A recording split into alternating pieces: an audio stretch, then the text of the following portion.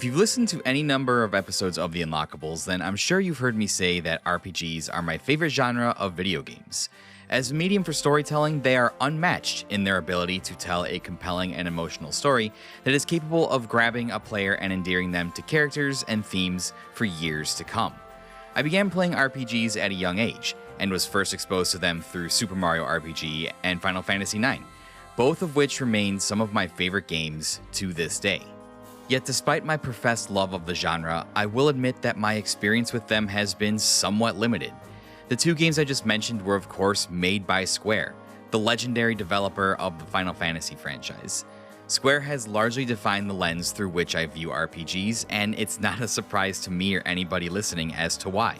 Final Fantasy IX is arguably my favorite game of all time. Kingdom Hearts has infamously been a part of my long-running Guiding Keys series, and I profess my love for the franchise every chance I get. Aside from a few adventures into Western RPGs like Skyrim, Square Enix games have dominated the way I perceive all RPGs. So as soon as I started this podcast journey, I was determined to explore my favorite genre further, and due to some awesome collaboration opportunities with other shows, I've been expanding my RPG horizons. Now, it's easy to see how Square would dominate my thoughts. In the 90s and well into the 2000s, they were king. No one told stories or had a better visual presentation, and people were blown away by it. And it was all thanks to one game in particular, Final Fantasy VII. 7 took the world by storm and catapulted the once niche genre into the mainstream spotlight. Square's juggernaut captivated both old fans and newcomers with its, at the time, impressive 3D graphics, iconic characters, and emotional story. It would be fair to say that 7 sucked up all the air in the room, and during the latter half of the 90s, Square's Final Fantasy trilogy on the PS1 dominated the genre. So it makes sense that during some of my most formative years, I would gravitate towards the series of games that were the best the genre had to offer.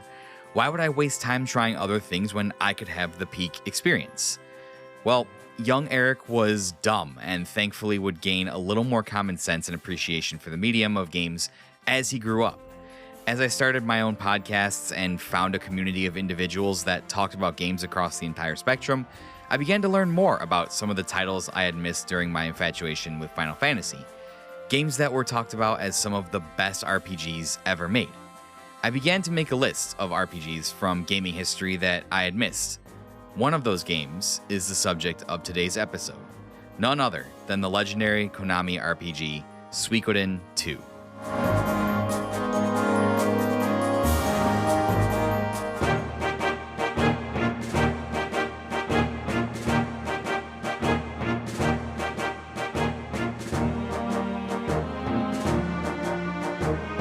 I distinctly remember adding Suikoden 1 and 2 on my RPG list after searching RPGs I had missed and seeing these games on a number of top RPG lists.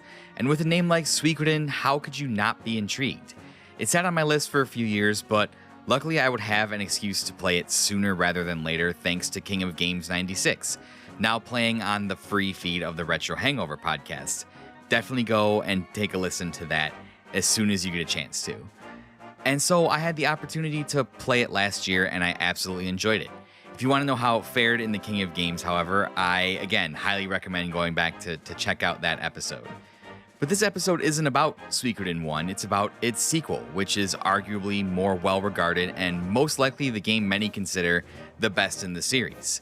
The only reason I haven't done an episode on the first Suikoden was because I was in the middle of King of Games last year, and my recording schedule in 2023 was pretty scattershot for a while. So I'll throw some of my thoughts about Suikoden 1 in with this episode as well.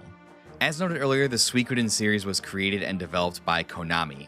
At this point, Konami had a pretty robust library of titles that included things like Castlevania, Contra, and Metal Gear, games for which they were very well known. New Konami employees Yoshitaka Murayama and Junko Kawano were originally tasked with creating an RPG to add to Konami's lineup, although this original idea was scrapped pretty early on. But Murayama and Kawano would revisit the idea a few years later after Konami tasked them to make either a baseball game, a racing game, or an RPG. In truth, none of those things were what Murayama really wanted to make.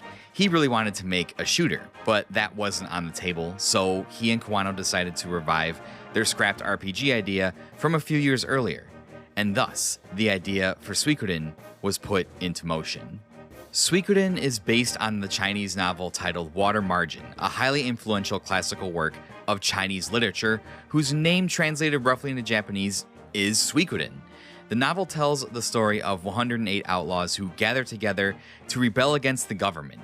This aspect of the story would become foundational to the series, with each game featuring a cast of 108 stars of destiny that gather together to resist an oppressive governing force. Each game in the series revolves around this idea and features themes that center on political corruption and revolution. There are 5 core games in the series, being numbered 1 through 5 obviously, as well as a compilation of Suikoden 1 and 2 which was released on the PSP in 2006. There were also a number of spin-off titles, only 2 of which were released outside of Japan. The series has recently been dormant, although there has been a remaster that has been pushed back to an unknown release date, and a spiritual successor, Eiyuden Chronicles 100 Heroes, which was released in April of 2024. Eiyuden Chronicles was led by Suikoden series creators Yoshitaka Murayama and Junko Kawano. While Suikoden 1 is not the subject of this particular episode, it should be noted that it was critically received well and sold enough to greenlight not only a sequel, but a series that spanned 5 main games. As well as RPGs sold back then, this was before Final Fantasy VII, of course. It didn't break 1 million copies sold, but keep in mind gaming was not as big as it was today. So Suikoden 2 would release a few years later, debuting in Japan late in 1998 and in North America in 1999. The game would once again garner positive critical reception, but received a limited print run in the West due to disappointing sales of the initial shipments. Because of this, English copies of Suikoden 2 are highly sought after and prized by collectors, especially since the game's status has only increased as the years have gone by. And this is rare to see in video games, the fact that the opinion of Suikoden 2 has trended in an overwhelmingly positive direction as the decades have passed. It's considered by many publications as not only one of Konami's best games ever, but one of the best RPGs ever made. It routinely ranks in the top 10 to 20 of any greatest RPG. It routinely ranks in the top 10 to 20 of any greatest RPG lists you can find on the internet, and a YouTube search of Suikoden 2 will turn up a number of glowing retrospectives on how great this game is. But as was stated above, Suikoden didn't stick with audiences as well as it probably should have. We were in the middle of the Square Enix takeover. Final Fantasy VII dominated the conversation and the industry was changing. Suikoden 1 and 2 were sprite-based 2D RPGs in an industry that was transitioning to 3D. Games like Mario 64, 3D fighting games, Gran Turismo, and others were blowing the minds of critics and fans alike. So that's what really got a lot of the attention in the mainstream media. Sure, Suikoden was a great game, but it wasn't what people were looking for at the time. Final Fantasy VII had spoiled us, and we were ready for 3D games. That was the future. Suikoden looked more like the 16-bit RPGs from older systems. This wasn't a bad thing, but it wasn't what people wanted as they played more and more 3D games.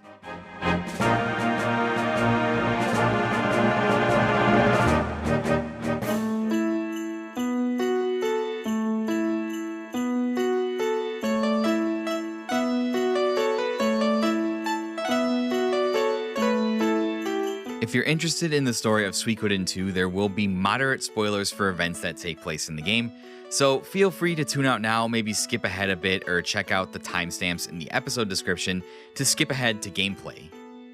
As mentioned earlier, there are certain elements that Suikoden games revolve around, mainly the themes of political unrest and corruption, and a small band of heroes rising up to fight it.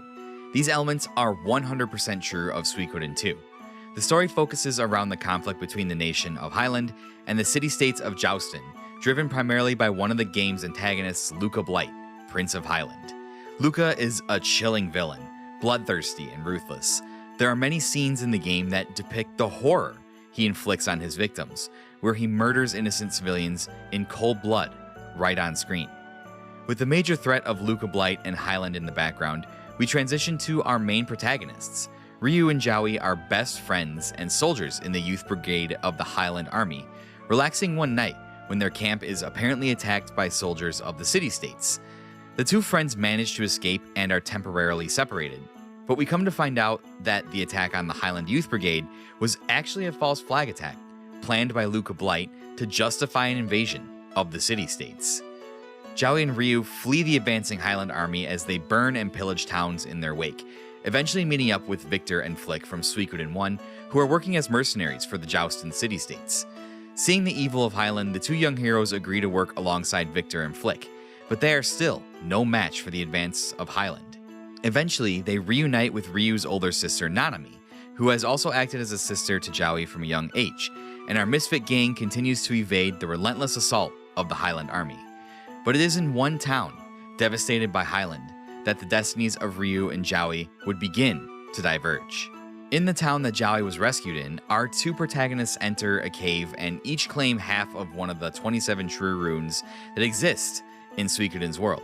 Ryu claims the Bright Shield rune, while Jowie claims the Black Sword rune.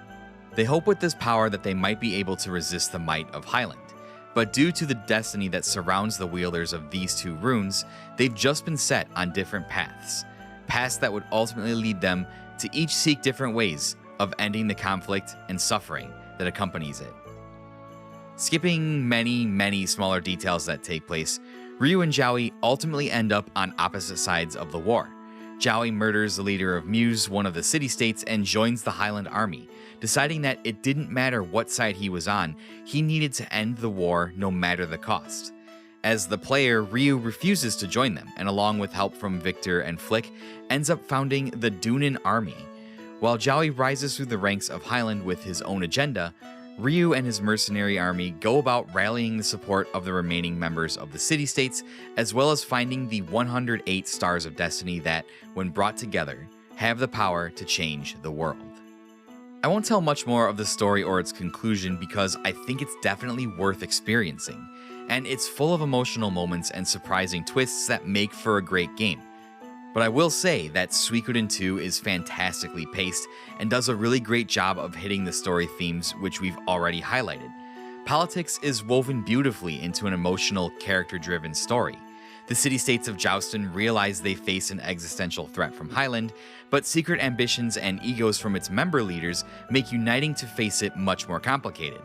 As Ryu and his friends build their mercenary force, they must also navigate the goals and personalities of the city-state leaders in order to gain their support for a common good. Suikoden 2 also leans into the distrust and prejudices that certain races of the city-states feel towards one another, as Ryu not only has to make allies politically, but convince races to set aside their differences to combat the threat of Highland. This tension visually manifests itself at key moments in the story, whether it's important battles or war room meetings. All of these themes tie into one of the most striking depictions of the tragedies and realities of war that I've ever seen, not only in an RPG, but in storytelling. While leaders bicker and Ryu's army struggles, we actively see the travesties committed by the Highland Army. Towns that we once visited become occupied, preventing us from revisiting them at certain points in the story. Some towns are straight up destroyed, wiped off the map in the wake of Luca Blight's fury. Oftentimes, we see scenes of violence happen in these towns as Luca kills indiscriminately. And you might think this just gets mentioned off-screen or in passing, but no, you actively see Luca cutting down innocent people as dead bodies litter the ground around him, pixelated sprays of blood dripping from his blade. Now, this is far from the first time we've seen the blood and violence of war depicted in video games, but something about the way Suikoden 2 presents it really drives the message home.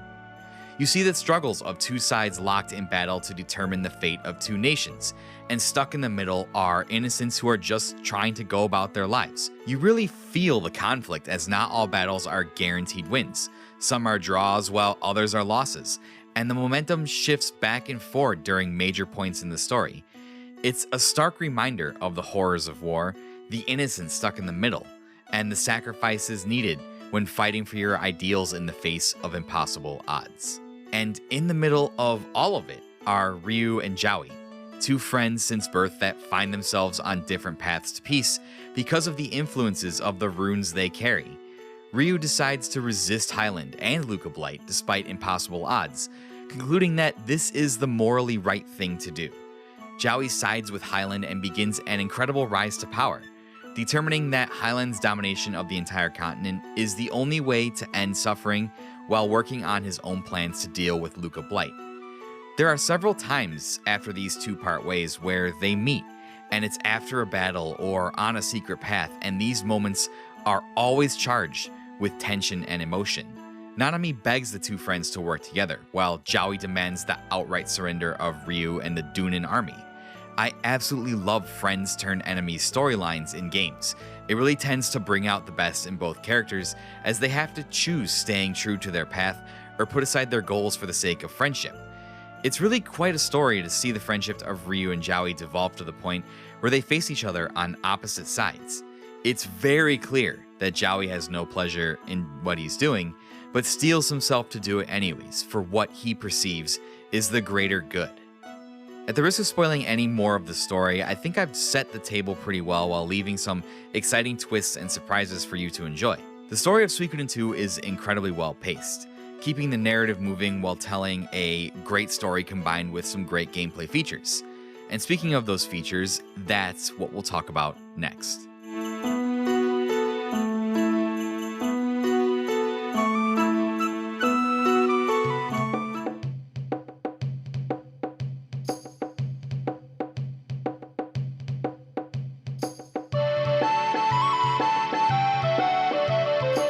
In terms of RPG gameplay, Suikoden does most things well. When the game was released, RPG mechanics were pretty well established, and the first two entries in the Suikoden series, while not doing anything incredibly innovative, represent a culmination of the genre that was set to change with the coming of Final Fantasy X. In fact, Suikoden 2 is fairly similar to Suikoden 1 in terms of gameplay, making only minor adjustments. As we talked about during the history of the game, every Suikoden game revolves around the recruitment of the 108 Stars of Destiny. At certain points in Suikoden 2, you'll establish your own base of operations in a castle that you take over from a vampire, and it is here that you begin to grow your army.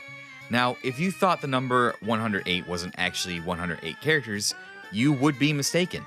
There are 108 distinct recruitable characters scattered throughout the world. Some of them will join your cause simply by asking. Others need certain conditions to be met in order for them to join, but all contribute to the growth of your castle and the war effort in meaningful ways. A lot of the characters can be active members in your party and brought with you into combat scenarios. Others run the different establishments located in the castle town, such as the blacksmith, armor vendor, rune vendor, hotel, or tavern. This makes your castle the most reliable spot to get new equipment, switch your party, rest to recover HP, and anything else you need to progress the story. Still, other members of the Stars of Destiny offer unique gameplay benefits.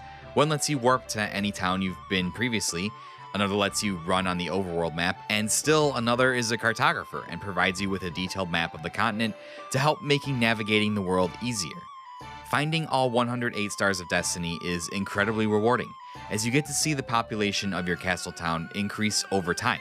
You also gain access to some great characters who have unique runes that can be utilized in combat, which can make certain fights much easier. Gathering all 108 Stars of Destiny is also the only way to get the true ending. And if you happen to have a save file of Suikoden 1 where you found all 108 stars in that game, then you actually get a really cool in-game event that ties into the first game in a really meaningful way. It's an incredible example of mechanics like this that combine recruitment, base building, and rewards from the prior game in which you did the same thing.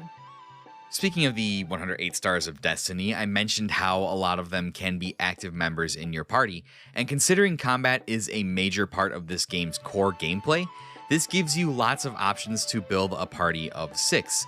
Well, Ryu plus 5, he has to stay with you at all times. And you can build them with characters who are your favorites. Combat takes place when there is story-driven fighting or random encounter on the overworld. But unlike the active time battle system that was popularized in Final Fantasy, you select actions for all of your party members before they do them. This can be anything from attack to defend to use items or use runes, which are this game's equivalent of magic. Once you put in all of the commands for your whole party, the round of battle will play out in order of who has the highest speed stat. There are runes and statuses that can affect this, but we're talking combat at a base level here.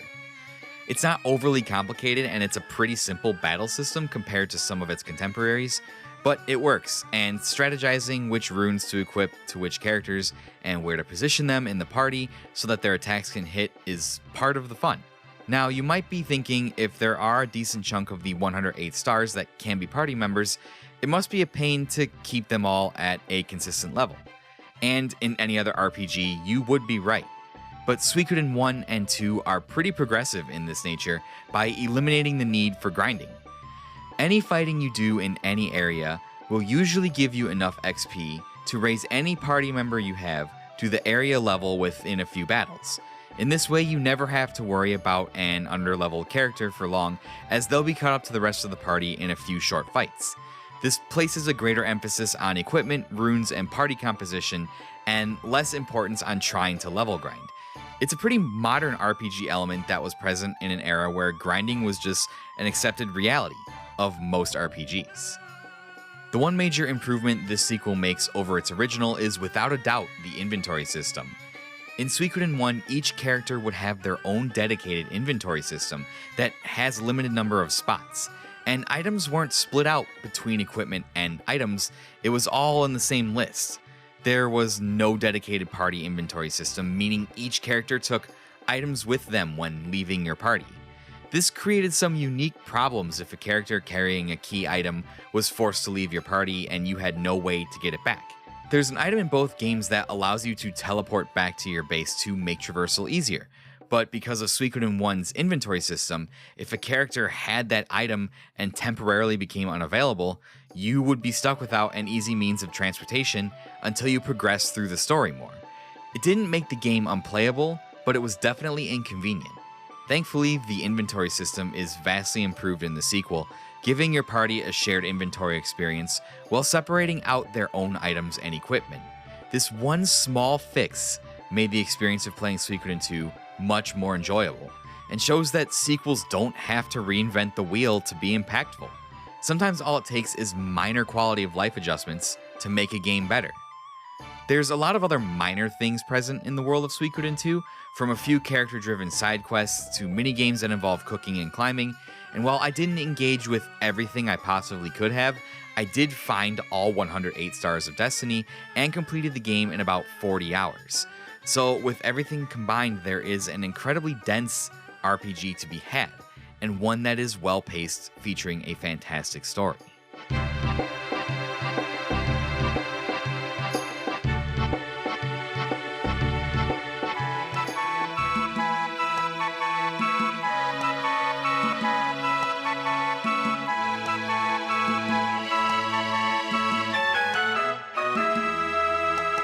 Moving on to talking a bit about the presentation of Suikoden 2, we talked a bit about this time in gaming during the introduction of this episode, mentioning how the transition to 3D was happening before our very eyes. This is what the industry and critics were looking for, and if you look back at any kind of reviews or awards, this is what was winning. Games of the year, glowing review scores, 3D games were getting both, even if looking back, in some instances of 3D were better implemented than others. Suikoden 2 is very much a 2D sprite-based RPG that featured some 3D elements during its battles. This would have felt much more at home in previous generations during the 16-bit era, and may have been a factor into why the Suikoden series may have been overlooked at the time. Looking back during our modern age, where we get games that have fancy, cutting-edge AAA graphics and perfect pixel art graphics, we're able to evaluate the look and feel of Suikoden with less bias. Suikoden 2 is the 16-bit era of RPGs perfected. It doesn't do anything cutting edge or blow our minds with its graphics, but it shows a mastery of the elements that dominated the previous era of RPGs and gives them to us in a perfected package. The sprites in this game are gorgeous and are unique to some of the other sprite work in games at the time. Usually when making sprite work for games, artists would create a variety of models, a suite of character animations and presentations that would represent the various actions of the character they were representing on screen. This was usually used to save time during the development process, as devs would only have a limited number of movements and sprites to choose from. The sprites in Suikoden have a wide array of these presentations, and some of them are very unique, being only used a single time or a handful of times. The sprites in Suikoden have a wide array of these presentations, and some of them are very unique, being used only a single or handful of times. Victor has one sprite animation of him sitting hunched over a table, drinking from a mug, and it's incredibly detailed, as Victor lifts his cup, tips it to take a sip, sets it back down, and proceeds to hunch over once again. Usually, tiny little details like this would take time away from more important aspects of the game's design, but these detailed one-off sprite animations are incredible compared to most of Suikoden's contemporaries. It makes the static worlds of these kinds of RPGs feel a little more alive and immersive. Now, you might be thinking that because of such a large roster of potential characters, that a lot of them might end up looking or feeling samey, but this is definitely not the case. All of the 108 Stars of Destiny have unique artwork that make them stand out from one another, and this extends to both official artwork portraits and sprites. Since all the sprite work is wonderfully done, the sprites for the 108 recruitable characters are designed to stand out even among the fantastic NPC sprites. There's just a lot of detail in the characters that maybe wouldn't be present in other games, and I think this is a necessity as much as it is creativity and hard work. Because you have such a large roster of potential characters, not all of them get time in the spotlight of the story, so their character designs are sometimes the only thing that they can rely on to make them memorable or stand out. They don't often have fleshed out backstories or side quests where you get to learn a bit about them, so their design has to communicate their character where there is a lack of story. And the result is a game full of vibrant and unique individuals that all feel like they have a stake in the outcome of the conflict. Part of any presentation is the soundtrack, with RPGs having some of the best soundtracks in all of gaming, in my opinion. Miki Higashino and Kaiko Fukami craft a wonderful score that, after listening to it for a few hours, is instantly recognizable as Suikoden. And while I don't think the OST has any standout pieces, it's consistent and does its job well. Town themes are all unique, the overworld theme fits the world perfectly, and tense moments are underscored by songs that capture the mood and enhance the emotions you might be feeling. It perfectly complements every moment of gameplay, storytelling, and presentation, and not all soundtracks accomplish this. I don't quite think it ever reaches the heights of some of the legendary soundtracks in the genre, but it is something that I have and will listen to separately.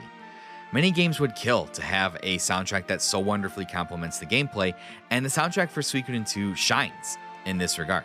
Other than that, I don't have too much else to say about the presentation. Like I said before, this is an RPG that is built to be a distillation of the non-FF7 RPGs of this era.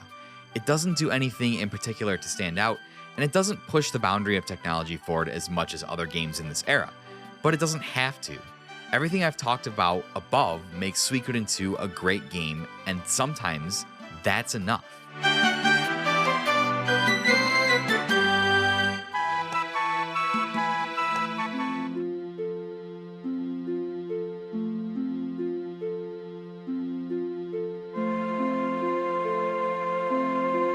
If you've made it this far and you haven't played either of the PS1 Suikoden games and are wondering if I would recommend them to you, I would say yes.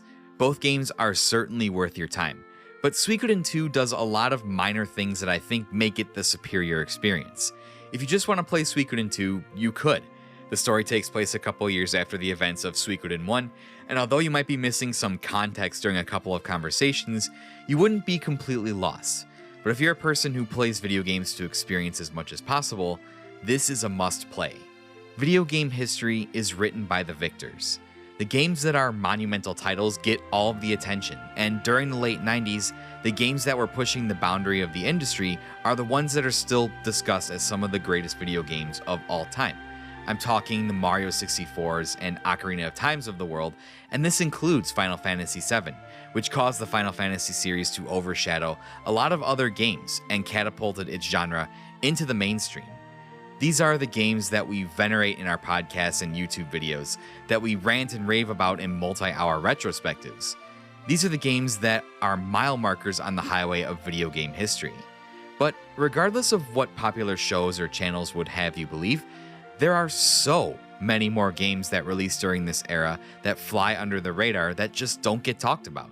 Some of these games are very good and deserve to be discussed.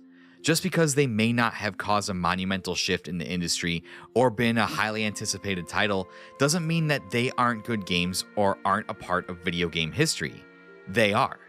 Every single game that has ever come out is part of the rich tapestry and story that make up all video game history. It's just unfortunate that we allow certain portions of that tapestry to dominate the conversation. Underneath the shadow of marquee titles is a veritable treasure trove of games, their only sin not being important enough in the eyes of players and reviewers to be the subject of hours-long retrospectives and podcast episodes. In our landscape of hot takes and bold declarations, expectations for every video game release seem to be through the roof. We've been so spoiled in recent years by the large titles we have gotten that the bar of our expectations feels set incredibly high. We look for every game to come out and be a mind-blowing experience, to push the boundary of what games can do while they leave broken careers in their wake. Every game that gets a modicum of buzz or hype seems to have the expectation that it must move the needle of video games in some way, or that it has to make all the money to appease the shareholders whose only concern is how much money they can gain on their investments. Not every game can be one of the mile markers on the highway, and not every game should carry that expectation to redefine the genre or make all the money. But this seems to be the expectation for every game trailer. Watch any console showcase with the chat on, and you'll see a chat filled with obnoxious gamers screaming L or next game or where is X game if a game doesn't hype them out of their minds within the first 3 seconds of the trailer. So what does this ranting and rambling have to do with Suikoden? When Suikoden 1 and 2 came out, they appeared to be largely overlooked and dismissed. New RPG fans and the general video game audience were looking for something else. The critical reception wasn't bad, they reviewed just fine, but it wasn't what people were looking for at the time. The industry was transitioning, and we were starting to get a sense of what was coming with some of the standout titles of this era. Games like Suikoden and an avalanche of other games just got left behind. Now, I'm happy to report Suikoden 2 is one of the rare games whose reputation has grown over the years. As the years started to pass, some people have started looking past the juggernaut titles of the 90s at games that got overshadowed at the time, including Suikoden 2, and people quickly started to realize what I've basically laid out for you in this episode, that Suikoden 2 is a really good game. Since then, many publications have come out to name it as one of the best RPGs ever made on any number of top RPG lists. Any number of retrospectives on YouTube will make many of the same points that I have here as a testament to how good Suikoden 2 actually is. Like I said, it doesn't do anything groundbreaking, but it doesn't have to.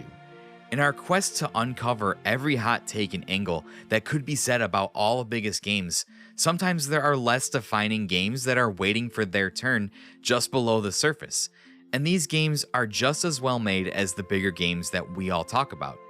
Suikoden 2 didn't stand out at release, but looking back, people are now starting to recognize the truth. Suikoden 2 is an outstanding game in its field. Sometimes it's enough to be nothing more than a really good game, and that is Suikoden 2's strongest legacy. Thank you everybody so much for listening. If you're interested in keeping the conversation going, you can go on over to linktr.ee/Unlockables podcast and find all the links to my social media there. Follow me on Twitter, Instagram, join the community Discord, and let's have a conversation about Suikoden 2 or some of the games that maybe you felt like got left behind in the glorious transition to 3D. You can also now sign up for the newly relaunched Patreon. There is a $3 tier in which you get access to all the extra stuff that I do, including video vlogs, solo episodes, mini episodes, and you can vote in our community game of the month, which will be a featured episode the following month that game gets voted. So go check out all that stuff. Thank you guys so much again for listening. And remember, it's not just the story of video games, it is the story of you.